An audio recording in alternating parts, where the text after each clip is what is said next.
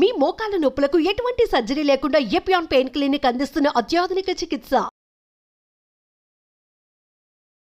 నమస్తే రమ్మగారు. నమస్తే జయ. రమ్మగారు, ఏదైనా మంచి స్టోరీ చెప్పండి అండి. ఎస్ జానకి గారు కొన్ని కథలు పంపించారని చెప్పాను. మనం ఏం చేసాం, పులిరాజు కథ చెప్పుకున్నాం కదా, ఆవిడ ఏమన్నా కథ అని ఇంకోటి పంపారు. కథ పేరే అదా? ఏమన్నా. చిన్నప్పుడు మా అక్కయ్య వాళ్ళ పాప ఒకటి ఆకలిస్తుంది అనేది, అన్నం తింటా, అన్నం ఆకలి కాదమ్మమ్మ, ఏమైనా ఆకలిస్తుందని. ఏమైనా ఏదో ఒకటి, అన్నం కాకుండా, అన్నం ఆకలి కాదు. ఇప్పుడు కూడా అదే పెద్దది అయిపోయింది. ఇప్పుడు కూడా పిన్ని ఏమైనా ఉన్నాయా అంటుంది. ఓకే, ఇది ఏమన్నా కథ అనమాట. పూర్వం అట ఒక గొప్ప రాజుగారు ఉండేవారు, చక్రవర్తి. ఆయన చాలా దేశాల రాజ్యాల వాళ్ళు ఆయనకి కింద సామంతులుగా ఉండేవాళ్ళు. అయితే చాలా కాలం పిల్లలు కలగలేదు. చాలా కాలం పిల్లలు కలగలే. భార్య భర్త ఎన్నో పూజలు వ్రతాలు నోవులు ఎన్నెన్నెన్నెన్నో చేసేవారు. అయితే ఎంతో కాలానికి ఆయనకి ఒక అందమైన కుమారుడు కలిగేట, చాలా అందగాడు. అయితే చంద్రసేనుడు అని పేరు పెట్టుకున్నారు. చంద్రుడిలాగా ఉన్నాడని చంద్రసేనుడు అని పేరు పెట్టుకున్నారు. ఎంత బాగానో పెంచుకున్నారు. ఈయనకి వేట అంటే చాలా ఇష్టమట. ఈయన ఎప్పుడు వేటకి వెళ్తుండేవాడు. ఒకసారి వేటకి వెళ్ళినప్పుడు పక్క సామ్రాజ్యానికి దగ్గరలో ఉన్న ఒక రాజ్యపు రాజుగారు కూడా అక్కడికి వచ్చాడు. ఈయన చక్రవర్తి, ఆయన రాజు. ఈయన వాళ్ళందరి మీద అది పెద్దవాడు అనమాట. ఆ రాజు ఈయన కలిసి అక్కడ వేటాడుతున్నప్పుడు మధ్యలో ఒకే లేడిని ఇద్దరు ఏం చేసి ఎవరు ముందు కొట్టారో చూసుకుని మాట్లాడుకున్నారు. ఆయనకి వేటంటే ఇష్టం, ఈయనకి వేటంటే ఇష్టం. సరే, ఇద్దరు చాలా స్నేహం అయ్యారు. ప్రతిసారి వేటకి వెళ్ళేటప్పుడు ఆయనతో కంపెనీ బాగుండేదన్నమాట, చెప్పుకునేవాళ్ళు. అయితే రాజుగారి అబ్బాయి కొంచెం పెద్దదవుతున్నాడు, ఈ చక్రవర్తి గారి అబ్బాయి. రాజుగారికి కూడా ఒక కూతురుంది, కాంతిమతి. పేరు బాగుందండి కదా. ఈ కాంతిమతి కూడా చాలా అందమైన పిల్లట. అసలు ఎంత అందగత్తో. క్రమంగా పిల్లలు పెద్దవాళ్ళు అయ్యారు. రాజుల స్నేహం కూడా పెరిగింది. చక్రవర్తి చెప్పాడు, మా అబ్బాయి కొంచెం పెద్దవాడు అవుతున్నాడు, వివాహం చేయదలుచుకున్నాము అంటే ఈ రాజుగారికి తన పిల్లని వీళ్ళకి ఇద్దామని ఉంది. కానీ కొంచెం ఆలోచిస్తున్నాడు. అంత పెద్ద రాజు, పెద్ద చక్రవర్తికి ఎట్లా పిల్లని ఇస్తాము అని ఏదో కొంచెం ముందు వెనక ఆడుతూ ఉన్నాడనమాట. అయితే ఏదో సందర్భంలో ఏమనుకున్నారు, అంత మరి పిల్లాడి పెద్ద సంబంధాలు ఇప్పటి నుంచి చూడాలి, ఒక 3-4 ఏళ్లలో చెయ్యాలి. ఇవన్నీ ఆ రోజుల్లో ఏంటంటే ట్రాన్స్పోర్టేషన్ ఫోన్లా ఏమిటున్నాయి. అవును, వీళ్ళందరూ వీళ్ళందరూ ఉత్తరాలు రాయటము, తర్వాత ఏమో చిత్రపటాలు పంపించడము. మాకు అబ్బాయి ఉన్నాడు, మీకు అమ్మాయి ఏంటో ఇవ్వండి, ఇళ్ళని కనుక్కోవాలి కదా. మీ చిత్రపటాలు పంపండి, చిత్రపటాల గోల ఇదంతా. వీళ్ళంతా రథాలు వేసుకుని గుర్రాలు వేసుకుని పోవాలి రావాలి, బోల్డ్ సమయం పట్టేది. ఈ గందరగోళంలో అవుతుంది కదా అని మాట్లాడుకుంటుంటే, అయితే రాజుగారు చక్రవర్తి అడిగాడు రాజుని, నీకు ఎంతమంది కుమార్తెలు ఎంతమంది కుమారులు ఏమిటి అంటే, అమ్మాయి కాంతిమతి పేరు ఎంత బాగుంది అన్నాడు. చంద్రకాంతే సూర్యకాంతే అన్నాడు. అనేసరికి చంద్రకాంతే ప్రభు, మా అమ్మాయి చాలా అందంగా ఉంటుంది, చాలా మృదువుగా. సూర్యకాంత్ అయితే షార్పు, చంద్రకాంత్ అయితే మృదువుగా ఉంటుంది, చాలా బుద్ధిమంతురాలు, చాలా అందమైన పిల్ల అని. ఎక్కడైనా ఈ పిల్లకి తగిన అనురూపమైన అందగాడు దొరికితే పెళ్లి చేయాలనుకుంటున్నానంటే, మా అబ్బాయి ఉన్నాడుగా అన్నాడు ఈయన. కానీ ఈయన మొహమాట పడి, కాదండి, ఒక ఊహ వచ్చింది కానీ నేను మిమ్మల్ని అడగడానికి భయపడ్డానంటే, అలా ఏం లేదు, మన ఇద్దరం స్నేహితులు, మేము ఎక్కడి నుంచైనా పిల్లని తెచ్చుకోవాల్సిందే, మన పిల్లలకి పెళ్లి చేద్దాం అనుకున్నారు. ఇప్పుడు వేరే చిత్రపటాల గోల ఏం లేదు, మంచి రోజులు వచ్చినప్పుడు చూసుకుందాం అని వీళ్ళ అమ్మాయిని వాళ్ళ అబ్బాయికి ఇవ్వడానికి ఫిక్స్ అయిపోయారు వీళ్ళిద్దరు. తర్వాత ఏమైంది, కొన్ని రోజులు గడిచేసరికి ఈ పిల్లాడికి ఒక 15-16 సంవత్సరాలు వచ్చినాయి. వాడు ఒకరోజు వేటకి వెళ్ళాడు. వెళ్తే ఈ రాజుగారి అమ్మాయి కూడా కొంతమంది స్నేహితురాలతో కలిసి అడవిలో వనవిహారానికి వచ్చింది. ఈ అబ్బాయి అమ్మాయి కలుసుకున్నారు. చంద్రసేనుడు కాంతిమతి కలుసుకోవటం మొదలుపెట్టారు. ఈ పిల్లాడికి ఒక 15-16 సంవత్సరాలు, ఆ పిల్లకు 14 ఏళ్ళు. దగ్గర ఏజో 2-3 ఏళ్ళు తేడా ఉంది. ఆ వయసు పిల్లలకి సహజంగా అట్రాక్షన్ ఉంటుంది, ఫ్రెండ్షిప్ కుదిరింది. వీళ్ళిద్దరూ మాట్లాడుకుంటూ ఉండేవాళ్ళు, ప్రతిసారి ఉత్తరాలు రాసుకునేవాళ్ళు, ఈ అడవిలో కలుసుకునేవాళ్ళు. ఈ పిల్లని పెళ్లి చేసుకోవడానికి నిశ్చయించుకున్నాడు. ఒక 2-3 సంవత్సరాలు గడిచేసరికి వాళ్ళు అప్పుడప్పుడు కలిసేవాళ్ళు. అప్పుడు ఇలా రోజు కలిసేందుకు లేదుగా, 6 నెలలకి 5 నెలలకి కలుసుకునేవాళ్ళు. పిల్లలు ఎదుగుతున్నారు, వాళ్ళ ప్రేమలు కూడా ఎదిగినాయి. అయితే రాజుగారు చక్రవర్తి ముహూర్తాలు పెట్టిద్దామని అనుకుని భార్యకి చెప్పాడు. ఫలానా ఒక రాజుగారు అమ్మాయితో మన అబ్బాయికి పెళ్లి నిశ్చయించాను అని చెప్పేసరికల్లా ఈ కుర్రాడు అన్నాడు, అమ్మ నేను ఇంకో పిల్లని ప్రేమించాను, నేను అడవిలో కలుస్తాను అమ్మాయిని, నేను ఆ పిల్లనే చేసుకుంటాను అన్నాడు. డామ్ డూమ్ అని రాజుగారు చెడామడా పొట్టాడు. అటు పనికిరాదన్నాడు చక్రవర్తి. మాట ఇచ్చా ఎప్పుడో, అట్లా కుదరదన్నాడు. ఈ లోపల ఆ రాజుగారు కూడా ఈ చక్రవర్తి గారు అబ్బాయితో నీకు పెళ్ళంటే ఆ అమ్మాయి యువరాణి ఒప్పుకోలే. చెప్పేసరికల్లా ఆయన అన్నాడు, అమ్మ మాట పోతుంది చక్రవర్తి దగ్గర, ప్రధానమైనది ఏంటంటే మన రాజ్యం ఆయన చేతిలోకి వెళ్ళిపోతుంది, ఆయన కోపం వస్తే. ఆయన అంతటా ఆయన అడిగాడు కాబట్టి ఒకసారి కనపడ్డాయి పెళ్లి చూపులు, పిల్లని తెచ్చి చూపిస్తానని చెప్పా, పిల్లని చూపిస్తానని. వాళ్ళు వస్తామన్నారు. అబ్బాయికే నచ్చకపోయినా ఏదో కారణం చెప్దాం, అసలు పిల్లని చూపించని కూడా చూపించకుండా నేను కాదని అనకూడదని కూతుర్ని బతిమలాడుకున్నాడు. సరే ఒప్పుకుంది, ఏడ్చుకుంటూ ఆ పిల్ల. వాళ్ళు కూడా ఏం చేశారు, ఆ రాణిగారేమో కొడుకుని బతిమలాడింది, ఎవరినో ప్రేమించేటంటే కావాలంటే రెండో పెళ్లి చేసుకోమని ఆ పిల్లని, ముందు ఈ పిల్లని చూడవలసిందేనన్నాడు. ఆ తర్వాత కథ, వివాహము పట్టపురాణి రాజు కూతురే కాంతిమతే అన్నాడు. అనేసరికల్లా సరే పేర్లు చెప్పుకోలేదు, తండ్రి పేర్లు రాలేదు. ఈ పిల్లాడు వెళ్ళి ఆ పిల్లని చూడ్డానికి వెళ్ళాడు. రాజు చక్రవర్తి గారు ఆయన భార్యమణి కుమారుణ్ణి తీసుకుని మంది మార్బలంతో కలిసి రాజుగారింటికి వెళ్ళాడు. ఆ రాజుగారింట్లో పిల్లని చూసేసరికి ఆ పిల్లాడు ఆశ్చర్యపడమ్మా ఈ పిల్ల నేను ప్రేమించింది అన్నాడు. ఆ పిల్ల కూడా చెప్పింది. వీళ్ళు ఇలా ప్రేమించుకున్నారు, అంత చిన్నప్పటి నుంచి స్నేహం. పెళ్లి చేశారు. చంద్రసేనుడికి కాంతిమతికి పెళ్ళయింది. సరే చక్రవర్తి గారు పెద్దవాడైపోయినాడు, పిల్లాడికి రాజ్యం అప్పచెప్పాడు. వీళ్ళకి 20 ఏళ్ల లోపలే పెళ్ళయింది కదా, ఎప్పటికీ సంతానం కలగలేదు. వాళ్ళిద్దరూ ఎంత బాగా కలిసి ఉండేవాళ్ళు. రాజ్యంలో అందరూ గుసగుసలాడుకునేవాడు. చక్రవర్తి గారి కోడలికి పిల్లలు లేకపోతే ఎట్లా? యువరాజుకి ఇంకొక పెళ్లి చేయండి, రాజు అయిపోతున్నాడు, పెళ్లి చేయాలి, ఈయన చక్రవర్తి అవుతాడు రేపు, ఉత్తరాధికారి లేకుండా ఎట్లా కుదురుతుంది? ఇంకో పెళ్లి చేయండి, ఇంకో పెళ్లి చేసుకోండి, ఇంకో పెళ్లి చేసుకోండి అని మాటలు వచ్చేవి. వాళ్ళ అమ్మ ఏమనేదంటే, ఒరే ఇప్పుడు నువ్వు కాంతిమతే నువ్వు ప్రేమించిన అమ్మాయి అయింది కాబట్టి సరిపోయింది, లేకపోతే ఆ అమ్మాయిని పెళ్లి చేసుకుని అడవిలో పిల్లని కూడా చేసుకుందాం అనుకున్నావు కదా, అదే కదా, రెండో పెళ్ళి ఎలాగో చేసుకోదలుచుకునే ఉన్నావు, అది రెండు కలిపి ఒకటే అయింది అనుకో, ఇప్పుడు ఇంకో పిల్లని ఎవరినైనా చేసుకో, ఈవిడే పట్టప్రాణిగా ఉంటుంది, ఉత్తరాధికారి లేకపోతే రాజ్యానికి కుదరదని అందరూ బతిమలాడాడు, బలవంత పెట్టారు. ఈ అమ్మాయి కూడా కాంతిమతి కూడా భర్తను రోజు అడిగేది చేసుకోమని, పెళ్లి చేసుకో అని. చాలా రోజులకి మొత్తానికి ఒప్పుకున్నాడు. ప్రజల నుంచి ప్రెషర్ ఎక్కువ వస్తుంది, అధికారుల నుంచి ప్రెషర్ వస్తుంది. పెళ్లి చేశారు. ఇంకొక అందగతి, ఇంత అందగతి కాదు కానీ కొంత అందగతిని తెచ్చారు మొత్తానికి. సరే రెండో రాణి కూడా బాగానే ఉండేది. పెద్ద రాణి ఏంటంటే పాపం రేపు ఉత్తరాధికారిని కనడానికి వచ్చిన పిల్లని ముద్దుగా చూసుకునేది. అమ్మాయి చంద్రకాంతిమతి కదా, అంటే మంచి స్వభావం కలిగేది. అయితే కొన్నాళ్ళకి చిన్నరాణికి ఏమనిపించడం మొదలెట్టిందంటే, ఊరికే నేను ఒక పిల్లలుగానే మెషిన్ లాగా నన్ను తెచ్చారు, ఇంపార్టెన్స్ అంతా ఆవిడికే, ఈయన ప్రేమంతా ఆవిడికి, ఆయన ఏదో శాస్త్రానికి నాతో గడుపుతున్నాడు అంతే. ఒక మంటగా ఉండేది. ఏమనేది, ఆమె పెద్దరాణి ఆవిడ పద్ధతులు ఎవరికి తెలీదు, అంతా ఆవిడ ఇష్ట ప్రకారం జరగాలంటుంది అని కొంచెం పుల్ల విరుపుగా మాట్లాడేది.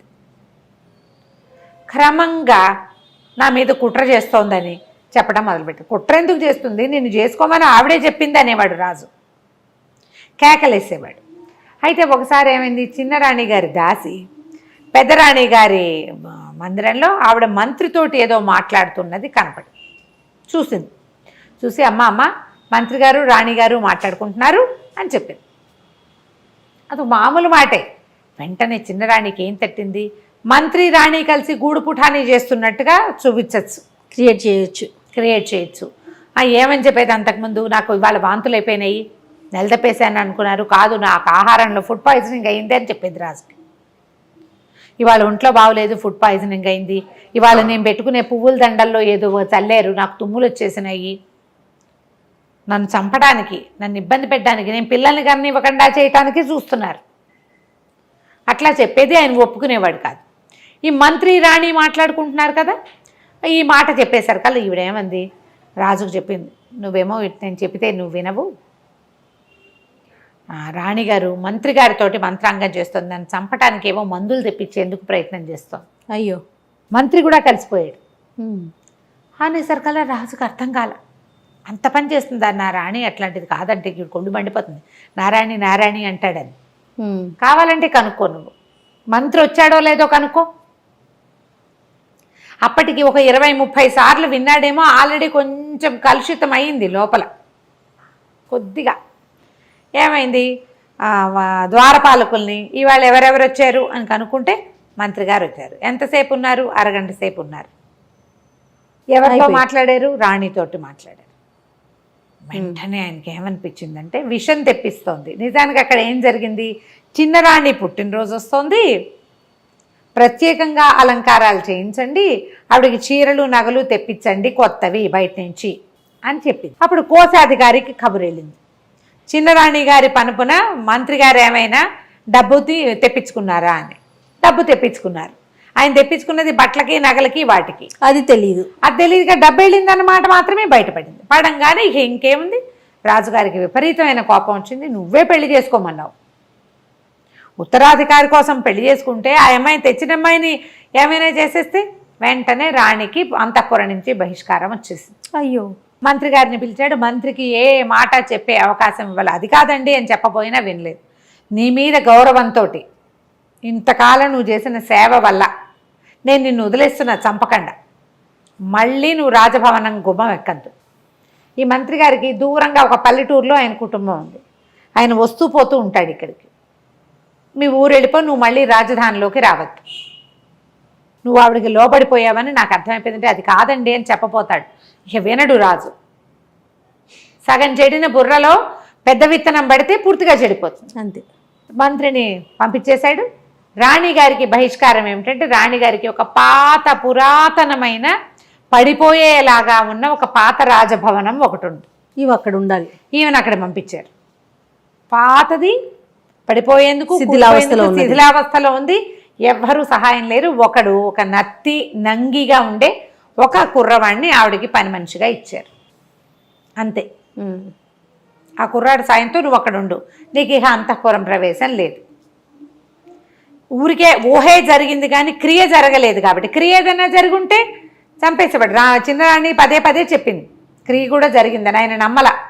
నాకు తెలిసిందేమిటి ఇదే కాబట్టి నేను ఇంతే శిక్ష ఇస్తానన్నాడు. కొంచెం అంతఃపురానికి చాలా దూరంలో ఉన్న పురాతనమైన ఒక బిల్డింగ్లోకి ఆవిడని షిఫ్ట్ చేశారు. ఈ పెట్టిన కుర్రాడేమో వెర్రివాడు. రోజు అన్ని జొన్నలు వచ్చేవి వీళ్ళకి ఆహారానికి. రాణిగారికి సహాయకులు లేరు, ఏమీ లేరు, వాడు ఒకడే. అందులో పుచ్చిపోయినవి, పుచ్చుపట్టిపోయినవి, బొక్కివి అలాంటివి జొన్నలు వస్తే ఆ జొన్నలన్నీ బాగు చేసుకునేది ఆవిడ. బాగు చేసుకుంటే ఇది వారానికి ఒక్కసారి పంపేవాళ్ళు ఇన్ని జొన్నలు. ఆ జొన్నల్లో సగం పోయేవి. మిగిలిన సగంతో ఆవిడ ఏదైనా కాస్త అంత వండి వాడికి అంత జావా, తనకో ఇంత జావాతో బతికి ఉండేది. అయితే ఏమైంది, వీడు కొంచెం ఏంటంటే వెర్రివాడు, కానీ వాడికి ఒక రకంగా పాటలు, మ్యూజిక్ అవి పిచ్చి. మామూలుగా తెలివిగల మాటలు అవి ఏమీ లేవు, అయోమయంగా ఉంటాడు. అయితే ఏమైందంటే ఈ జొండలు తెస్తుంటే ఒక దారిలో పెద్ద సన్నాయి మేళము అవి వినపడుతున్నాయి. ఏవో ఫంక్షన్ జరుగుతుంది. ఫంక్షన్ జరుగుతుంటే వీడు ఆ డోల్ శబ్దానికి అనుగుణంగా చిందులేయటం మొదలుపెట్టాడు. చిందులేస్తుంటే సరే జనాలకు సరదాగా ఉంటుంది కదా, ఆ డోలు వాయించేవాడు ఇంకో కొంచెం సన్నాయి వాడు పీపీపీ అని ఇంకా బాగా వాయించి, డోలు వాడు ఇంకా మధ్యలో బాగా దరువు వాయించేసరికి వీడు ఎగురుతూ ఎగురుతూ డ్యాన్స్ చేస్తుంటే అందరూ ఏం చేశారు, వాడి మీద 5 పైసలు 10 పైసలు విసిరేశారు. ఆ విసిరిన డబ్బులన్నీ తీసుకొచ్చాడు. 1 రూపాయి అయింది అది. ఆ డబ్బులు పుచ్చుకొని రాణిగారి దగ్గరకు వచ్చాడు, కాంతిమతి దగ్గరికి. అమ్మ నేను రోడ్డు మీద నాట్యం చేశాను, పాట కూడా పాడాను, అందరూ నాకు డబ్బులు ఇచ్చారు, ఇదిగో ఇదిగో అని చూపించాడు. మరి దానికి అవి ఏం చేయాలో తెలియదు. ఆవిడంది, ఏం చేసుకుంటారా నాయన డబ్బులు, ఏమన్నా కొనుక్కురా అని చెప్పింది. ఏమన్నా కొనుక్కురమ్మంది కదా. వీడు 1 రూపాయి పుచ్చుకుని కొట్లోకి వెళ్ళి ఏమన్నా ఇవ్వండి అన్నాడు. ఏమిమ్మంటావురంటే ఏమన్నా ఇవ్వండి అంటాడు. రూపాయి చూపిస్తున్నాడు. ఈ ఏమన్నా ఇవ్వండి, ఏమన్నా ఏమిటి కావాలో అడిగితే కదా. ఏమన్నా ఏమన్నా ఏమన్నా ఇదే పాట పాడాడు. కోట్లో వాళ్ళు వెర్రివేధవలా ఉన్నాడు, వీడికి తెలియదు, వాడిని తోలేసేయండి అన్నారు. తోలేస్తే ఒక ముసలమ్మ వస్తుంది అటు నుంచి. వీళ్ళ కొట్లో నుంచి తోసేసరికల్లా పోయి వీడు ఆ ముసలమ్మ మీద పడ్డాడు. పడేసరికల్లా ఆవిడంది, ఎవర్రా నువ్వు అని కేకేసి లేవదీసింది. లేవదీస్తే, కాదవా నా దగ్గర రూపాయి ఉంది, ఏమన్నా ఇవ్వమంటే ఇవ్వట్లేదంటే ఆవిడ పక్కపక్క నవ్వింది. ఊరిని అట్లా గుట్రా ఆ రూపాయి ఇడితే నేనే ఏమన్నాను, నన్ను తీసుకెళ్ళు, రూపాయి ఇవ్వు, నా పేరే ఏమన్నా, నేను ఏమన్నా కావాలని కొట్లో అడిగితే ఎలాగరా, నన్ను కదా అడగాలి, వస్తా పద నీతో పాటు అని ఆ రూపాయితోటి కాస్త కూర నార ఏవో కొనుక్కొని ఆ సంచి చేత్తో పుచ్చుకొని ఈ కుర్రాడితో పాటు పెద్దరాణి గారు ఎక్కడుందో ఆ పాడుపడిపోయిన భవనానికి వెళ్ళేసరికి ఆవిడ తెల్లపోయింది. ఏమైనా కొనుక్కురమ్మన్నాను, నువ్వెవరో అమ్మా, నా పేరే ఏమన్నా అమ్మా, ఏమన్నా కొంటాను, ఏమన్నా అన్నాడు, నన్నే పిలుస్తున్నాడని వచ్చాను, నాకు తెలుసు నువ్వెవరో తెలుసు, వీడేమిటో కూడా తెలుసు, నీ సేవ చేస్తా, నీ దగ్గర ఉంటాను అంటే ఆవిడంది, అమ్మ నాకే ఏమీ రావు, వచ్చేదే వారానికి ఇన్ని జొన్నలు వస్తాయి, అందులో సగం ముక్కిపోయినవి సగం పురుగు పెట్టినవి, వాడు నేను ఎట్లా కొట్లా బతికున్నాం అంతే అంటే, కాదమ్మా నీకు కావాల్సినవన్నీ నేను చేసి పెడతా, రాజభవనం నుంచి జొన్నలు కాదు, బియ్యము పప్పు ఉప్పు చీరానార అన్నీ వస్తాయి, నేను వచ్చా కదా అవన్నీ వస్తాయి అంతే. ఈ ముసలమ్మ ఈ రాణిగారితో ఉండిపోయింది. ఏమన్నా అన్న ఒక ముసలావిడే రాణిగారి దగ్గర చేరింది. ఏమ్మా ఏం చేసిందంటే అక్కడి నుంచి రాజస్థానం నుంచి ఏవో వస్తువులు వచ్చేవి, రాణిగారికి బట్టలు కూడా లేవు పాపం, బట్టలు తెప్పించడం మొదలుపెట్టింది, బట్టలు వచ్చేవి, కొంచెం భోజనం వచ్చేది, శుభ్రమైంది, మరి రాణిగారికి జరిగినంత జరగకపోయినా జరిపేది. ఈ ఇల్లంతా శుభ్రం చేయించింది, ఆ బెర్రబ్బాయిని పెట్టుకుని ఆవిడతో పాటు ఉంటుండేది. ఇంతలో ఏమైంది, ఒకరోజు ఒక టంక్ వచ్చింది, చిన్నరాణి గారు గర్భవతి అయింది అని. ఈవిడేం చేసింది, ఏమన్నా రాజస్థానానికి వెళ్ళి బియ్యం తేవడానికి పప్పులు తేవడానికి వెళ్ళేది కదా, మా పెద్దరాణి గారు కూడా గర్భవతి అని చెప్పింది.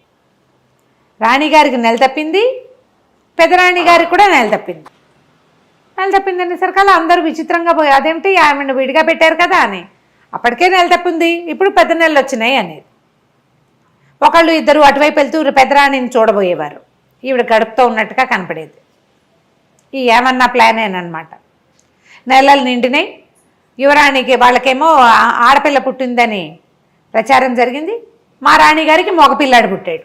ఓహో, మా రాణిగారి కొడుకే రాజు అవ్వాలి రేపు, మగపిల్లాడి కోసం కదా, ఆడపిల్లకి రాజ్యం ఇస్తారా ఏమైనానా అనేది. ఈవిడికి జరిగిపోతుంది, ఓ పిల్లాడు ఉన్నట్టుగా ఈవిడి ఇంట్లో ఒక ఉయ్యాల, రోజు ఏవో కేరింతలు అవి వినపడేవి. ఇది ఏమన్నా ఏం చేసింది, పిండితోటి గోధుమ పిండి నెయ్యి పోసి అంత పిల్లాడి బొమ్మ ఒకటి చేసింది. ఆ ఉయ్యాల దూరం నుంచి చూస్తే ఉయ్యాల్లో పిల్లాడు ఉన్నట్టు, లోపలికి వచ్చి రాణిని చూసే వీలు లేదు, ఉయ్యాలు కనపడుతోంది, కేరింతలు వినపడతాయి, మధ్యలో ఉంగా అంటుంటాడు పిల్లాడు, ఈ ర్యాట్లర్ ఒకటి కదిలిపేది, ఇవి ఉంటాయి, మువ్వలు అవి ఉండేవి, అలా ఉండేది. వీళ్ళింట్లో ఒక పిల్లాడు ఉన్న సూచనే ఉండేది. రాజుగారు ఏనాడు తెలుసు, ఊరికే రాచంలో ప్రచారంలో ఉంది, పిల్లాడున్నాడు అని. అయితే ఏమైంది, క్రమంగా రోజులు గడుస్తుంటే పిల్ల పెద్దది అవుతోంది, పెళ్లి సంబంధాలు చూస్తున్నామంటే మా రాజకుమారుడికి కూడా పెళ్లి సంబంధాలు చూస్తున్నాం అనేది. ఈ అమ్మాయి పుట్టింటి వాళ్ళు ఉన్నారు కదా, ఈ కాంతిమతి వాళ్ళ పుట్టింటి వాళ్ళు, ఆమెకు మేనమామలు వాళ్ళు చాలామంది ఉన్నారు. ఈ ఏమన్నా పోయి ఒక వారం రోజులు ప్రయాణం చేసి వెళ్ళి కబుర్లు చేసుకొచ్చింది, ఫలానా రాజుగారి అమ్మాయిని మా రాజకుమారుడికి ఇస్తున్నారని ప్రచారం మొదలుపెట్టి. అసలు లేని దానికే రాణిగారిని మళ్ళీ వెనక్కి చేర్చాలి, అది పాయింట్. అయితే ఈ కథ నడుస్తుంటే చిన్నపిల్ల యువరాణికి కూడా పెళ్లి సంబంధాలు చూస్తున్నారని ఆ రాజకుమారుడు ఈ రాజకుమారుడు ఉత్తరాలు వస్తున్నాయని చెప్పుకున్నారు. అసలు మా రాజకుమారుడికి పెళ్ళే కుదిర్చేశామని చెప్పింది. రాజకుమారుడికి 15 ఏళ్ళు ఉన్నాయి, యువరాణికి కూడా 15 ఏళ్ళు ఉన్నాయి కదా, 15 ఏళ్ళ ఆడపిల్లలకి మగపిల్లలకి కూడా పెళ్ళిళ్ళు చేసేవాళ్ళు. సరే పెళ్లి సంబంధం కుదిరిందని మేము రాజకుమారుడు తరలి వెళ్తున్నాడు పెళ్ళికని ఊరంతా ప్రచారం చేసింది. ఒక పెద్ద పల్లకి మాట్లాడి, మామూలుగా ఉయ్యాల్లో పిల్లాడు ఎంత, ఇంత పిల్లాడి బొమ్మ, ఈ పల్లకీలో ఒక పడుకున్న షేపులో ఒక రాజకుమారుడి బొమ్మ, మట్టి బొమ్మ, పిండి బొమ్మ తయారు చేయించింది. గోధుమ పిండి బాగా నెయ్యి పోసి కొంచెం బెల్లం కలిపి ఇంత బొమ్మ, పల్లకిలో ఒక మనిషి ఉన్నట్టు, దూరం నుంచి చూస్తే మనిషి ఉన్నట్టు కనపడాలి కదా. సరే పల్లకి తీసుకెళ్తున్నారు, మన పట్టప్రాణి గారు ఇక్కడే ఉంది కాంతిమతి, పిల్లని తీసుకెళ్తున్నారు, పెళ్ళికి తీసుకెళ్తున్నాం, తరలి వెళ్తున్నామని ప్రచారం చేస్తుంది. అయితే ఏమైందట, ఆ ఊళ్ళో ఒక గంగానమ్మ గుడి ఒకటి ఉంది. ఆ గంగానమ్మకి పిండి నైవేద్యం పెడతారు, గోధుమ పిండిలో నెయ్యేసి అదే చలివిడి నైవేద్యం పెడతారనమాట. అయితే ఏమైంది, ఆ పూట వీళ్ళు పల్లకితో వెళ్తుంటే రాజకుమారుడు పెళ్ళికి తరలివెళ్తున్నాడు అని చెప్పుకున్నారు. ఆ రాజకుమారుని కంటితో చూసిన వాడు ఎవడూ లేడు. అందులో ప్రవేశం లేదు కదా అంతఃపురంలోకి. ఇప్పుడు ఆవిడనే ఒక పాడుపడిపోయిన ఇంట్లో ఉంచారు, అందులో ప్రజలెవరు వెళ్ళడానికి వీలు లేదు, ఆవిడకి బహిష్కారం ఉంది. ఈ ఏమన్నా ఒకటే లోపలికి బయటికి తిరుగుతూ ఉండేది. అయితే ఏమైంది, ఈ గంగానమ్మ గుడి దాకా వచ్చాక బోయిలు మోసి మోసి భుజాలు నొప్పులు పుడుతున్నాయమ్మా, చెద్దన్నం తెచ్చుకున్నాం తింటాం మేము ఇక్కడ కూర్చునంటే ఆ ఏమన్నా అంది, సరేలేరా పల్లకి దింపండి, మీ తిళ్ళు మీరు తినండి, మరి నేను అట్లా కొంచెం బయటకు వెళ్ళి కాస్త కాళ్ళు కడుక్కొస్తానని ఆ పల్లకి అక్కడ వదిలిపెట్టి ఏమన్నా ఏమో పక్కన ఏదో చెరువు, చిన్న చెరువు వెళ్తుంటే అక్కడికి వెళ్ళి కాస్త చాలాసేపటి నుంచి ప్రయాణం చేస్తున్నారు. ఆ ఊరి మొగదలలో ఉంది గంగానమ్మ గుడి. వీళ్ళు ఊళ్ళో లోపల ఉన్నారు, అదంతా నడిచి వచ్చారు కదా. ఈ బోయిలంతా ఒక పక్కన కూర్చుని అన్నాలు తింటున్నారు. ఈ బోయి చెరువు దగ్గరికి వెళ్ళింది. ఇంతలో ఏమైంది, ఈ విగ్రహం దేంతో చేశారు, ఈ బొమ్మ గోధుమ పిండి బాగా నెయ్యి పోసి బెల్లం కలిపి. ఈ లోపలున్న గంగానమ్మకి ఆ నెయ్యి గోధుమ పిండి వాసన వచ్చింది. ఓహో, ఆహారం తెస్తున్నారని చూస్తోంది. ఎంతసేపటికి లోపలికి రాల. మామూలుగా అమ్మవారి నైవేద్యం ఎంత పెడతారు, ఇంతదే మనం చలివిడి చేస్తే గుమగుమలాడుతుంది. అంత ముద్దతో చేసిన 15 ఏళ్ల పిల్లాడి బొమ్మ ఎంత వాసన వస్తుంది. ఆమె కాస్త ఇట్లా కూర్చుని ఉంటుంది పీట మీద కూర్చుని ఆవిడ లేచి లేచింది, లేచి గుళ్ళోంచి బయటకు వచ్చింది. బయటకు వచ్చి వాసన పీలుస్తుంటే చూస్తే పల్లకీలో కనపడుతోంది గోధుమ పిండి ముద్ద. ఆమె అంత లోపలికి చేయి పెట్టి ఆ బొమ్మను బయటికి లాగి ముక్క విరుచుకుని కర్ర కర్ర కర్ర కర్ర తినేయటం మొదలుపెట్టింది. తినేసేసింది బొమ్మని. తినేసరికల్లా ఏదో మోత వస్తోందని ఈ చెరువు దగ్గరికి వెళ్ళి నిదానంగా నడుచుకొస్తున్న ఈ ముసలమ్మ ఏమన్నా పరిగెత్తుకుంటూ వచ్చింది. అయ్యయ్యయ్యో మా పిల్లాన్ని విరుచుకు తినేస్తున్నావని గంగానమ్మ చేయిపుచ్చుకుంది. చేయిపుచ్చుకునేసరికి కేకలు పెట్టింది, నా పిల్లాన్ని తినేసావు, నా పిల్లాన్ని నాకు ఇచ్చేయండి. అమ్మ గంగానమ్మ విదిలించుకోపోయింది. ఆమె ఎంత విదిలించుకున్నా ఈ ముసలిది చెయ్యి వదిలిపెట్టలేదు. నా పిల్లాన్ని నాకు ఇచ్చే, నా పిల్లాడికి 15 ఏళ్ల లక్షణమైన పిల్లవాడు, కాబోయే పెళ్లి కొడుకు, అలంకారం చేసి తెస్తే మింగేస్తావా అమాంతావు, నా పిల్లని నాకు ఇచ్చేళ్ళు, నువ్వేం చేస్తావో నాకు తెలియదు. గంగానమ్మ వదలవే వదలవే అంటుంది. వదలవే లేదు, ఏమీ లేదు. ఇప్పుడు ఏం చేసింది, కాళ్ళతో చేతులతో పట్టుకుని ఇంత శక్తిలో ఉన్న గంగానమ్మని గట్టిగా పట్టేసుకుంది. ఆమె తోస్తుంది, ఇది వదలదు. అక్కడి నుంచి విసుగు, ఇచ్చాను బా పిల్లాడేగా వదులు అని ఒక్క విదిలిచ్చేసింది. ఈమె పోయి మేనా దగ్గర పడింది, ఆ పల్లకి దగ్గర. గంగానమ్మ దబా దబా అడుగులు వేసుకుంటూ లోపలికి వెళ్ళిపోయింది గుళ్ళోకి. ఇంతలో ఈ మేనా దగ్గర పడింది కదా, మేనాలో ఏమిటో మేనా ఇలా కర్టెన్ పక్కకు తొలిగేసరికల్లా అక్కడ ఒక 15 ఏళ్ల పిల్లాడు పడుకుని ఉన్నాడు. బొమ్మ ఉంది మొదట, బొమ్మ ప్లేస్లో లక్షణంగా అమ్మవారు ఇచ్చిన అనుగ్రహం కదా. ఆ పిల్లాడినే విరుచుకు తిన్నాను అనుకుని పిల్లాడిని ఇచ్చేసానంది. 15 ఏళ్ల రాజకుమారుడు చక్కగా అందంగా ఉన్నాడు. చెప్పింది కదా, అందమైన పిల్లవాడు, పెళ్ళికొడుకుగా అలంకారం చేశాం. ఒక అందమైన పిల్లాడు పెళ్ళికొడుకుగా అలంకరింపబడి ఏ పడుకున్న పోజులో ఆ బొమ్మను పెట్టిందో అదే పోజులో కనపడ్డం మొదలుపెట్టి. సూపర్. ఏమో చంకలు గుద్దుకుంది. అమ్మో భగవంతుడు ఎట్లా కరుణించాడు. పెద్దరాణి బుద్ధిమంతురాలు, ఆమె ఎవ్వరికీ ద్రోహం చేయనందుకు అమ్మవారు ఇట్లా కరుణించింది. అక్కడి నుంచి ఓహం అని మోసుకుంటూ పోయారు. ఈ లోపల ఏమైంది, ఇప్పుడు ఈ అమ్మాయి ఏమన్నా ఎవరికైతే పెళ్లి కొడుకుని కుదిర్చామని చెప్పిందో ఆ రాజుగారి దగ్గర నుంచి వీళ్ళందరికీ కబుర్లు వెళ్ళినాయి, మా పిల్ల పెళ్ళి అని. వీళ్ళ పద్ధతి ఏమిటి, పిల్లాడు వెళ్ళి పెళ్లి చేసుకోడు రాజుల్లో, కత్తికి బాచకం కట్టించి పెళ్లి చేస్తారు. ఓకే, తర్వాత పిల్లని పంపుతారు.